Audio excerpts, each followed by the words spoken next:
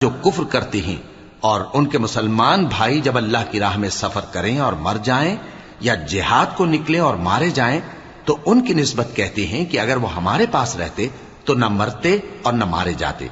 یہ اس لیے کہ اللہ ان لوگوں کے دلوں میں افسوس پیدا کر دے،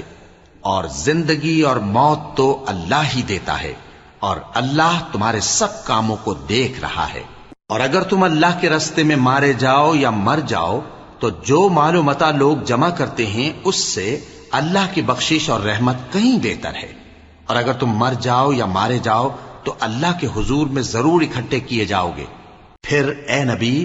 اللہ کی مہربانی سے تم ان لوگوں کے لیے نرم مزاج واقع ہوئے ہو، اور اگر تم بدخو اور سخت دل ہوتے تو یہ تمہارے پاس سے بھاگ کھڑے ہوتے، سو ان کو معاف کر دو اور ان کے لیے اللہ سے مغفرت مانگو، اور اپنے کاموں میں ان سے مشورت لیا کرو، اور جب کسی کام